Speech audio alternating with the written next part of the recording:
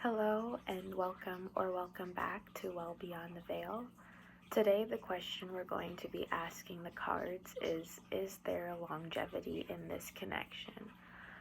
I'm leaving this question a bit open-ended since this is a general reading, so that means it doesn't necessarily mean that this is a love reading.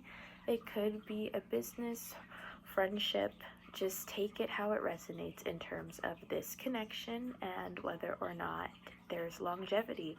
I also think it is a good practice for you to connect with spirit and ask the question with the person in mind and listen to see what message resonates with you. So let's get right into the reading.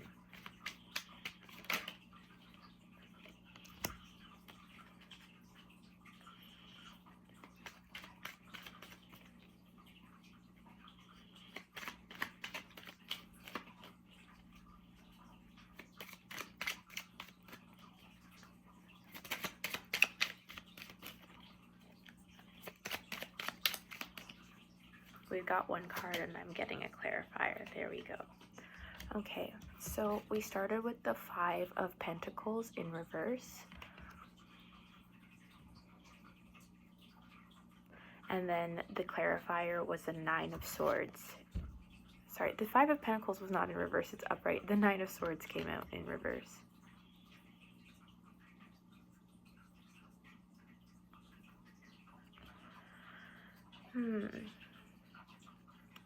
So I'm hearing the word sneaky as I'm looking at this Five of Pentacles, and it seems as though there's something that kind of leaves you feeling on the outs with this connection. I don't know if necessarily this kind of been like a no contact situation for some of you, is what I'm feeling, that for whatever reason you're not really in contact with the person that you're thinking about in terms of this reading, and that was very troubling for you with this Nine of Swords in reverse.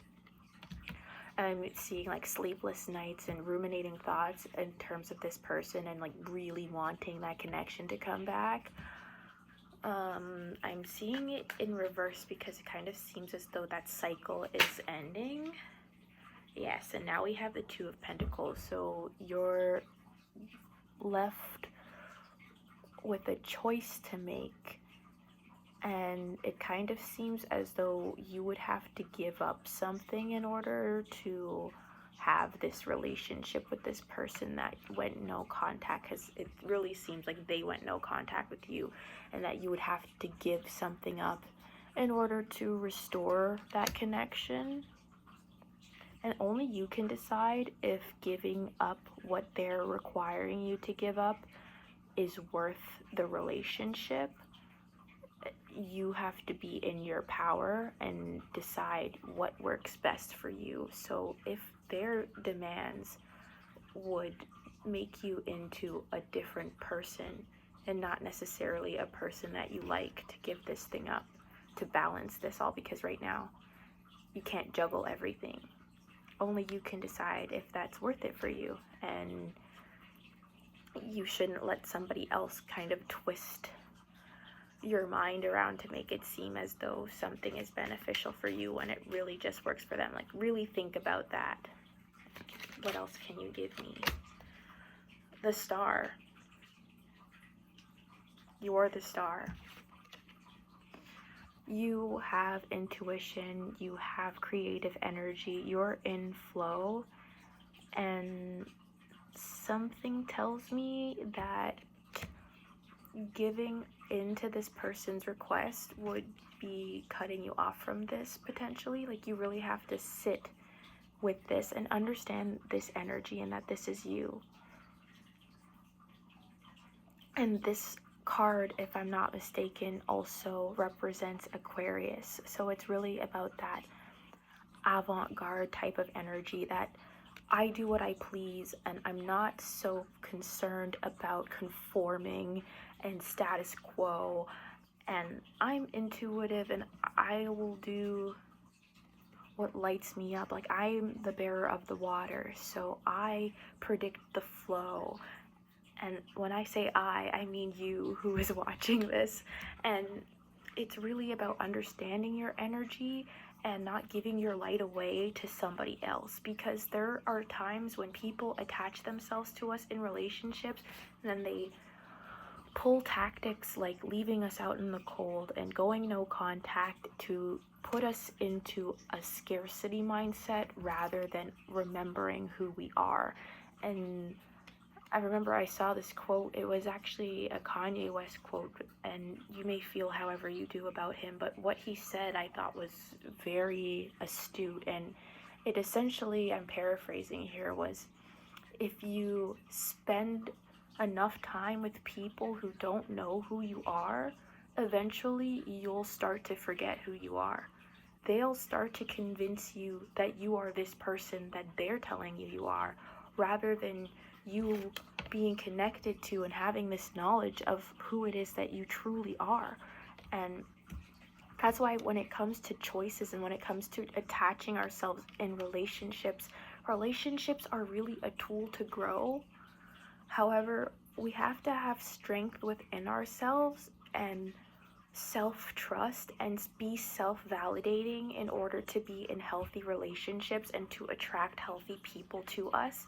If we're operating in this place of scarcity, of like worrying so much about what someone will think when we're communicating what it is that is true for us, what our boundaries are, and they don't like that, then that person is not for you. And if they're using tactics to manipulate you to make it seem as though they are for you, like, realize that the right people don't need to resort to manipulative tactics.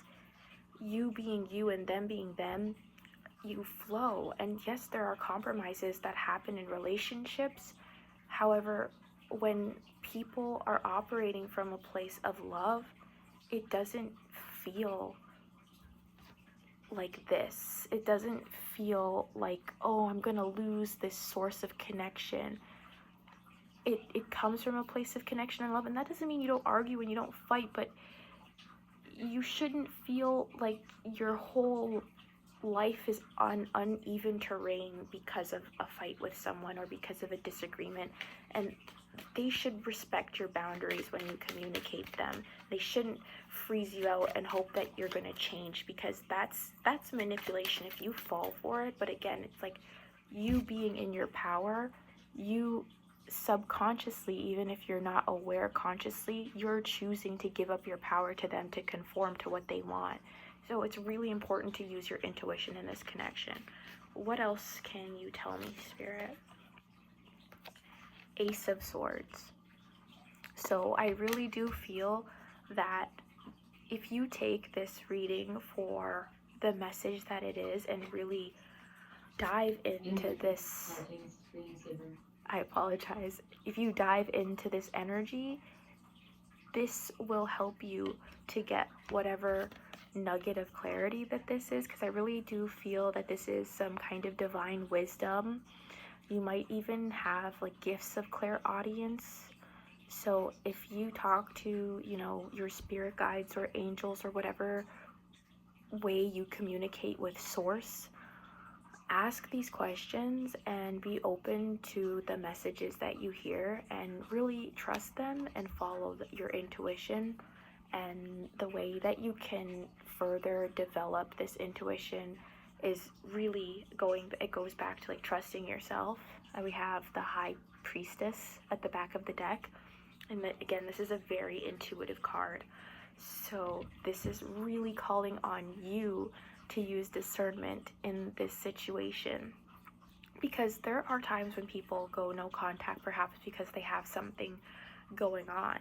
Maybe it feels like a pattern of trauma that you're used to if you have been around a lot of manipulative people in your past, and that's the history you're coming from, and perhaps it's making you react in a way that is similar to how you reacted in the past in a traumatic situation, and that's due to that being a comfortable way of you handling this type of situation. So if and only if, and again this goes back to your intuition, you feel called to reach out and check in on this person and see that they're okay, and go from there.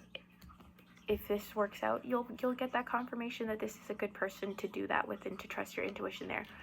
But I would suggest first going within and really understanding that this is your energy. You're the star. Even like, look at the way the card is lit up right now. It is like the center of the screen, and this is the light that you have within you.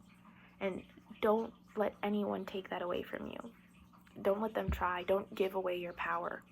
That's really, really something that I need to emphasize and stress, is to not give away your power, and to really, really do the work to understand like what this situation is, and to know that you're not alone. So if you ask for answers and confirmation, you will get them.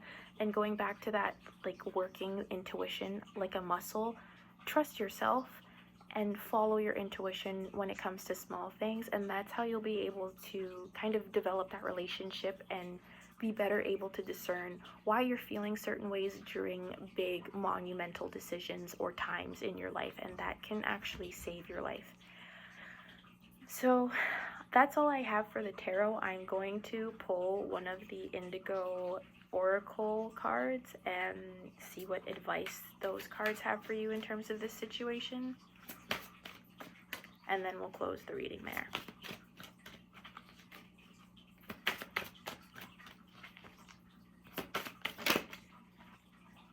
Apologize.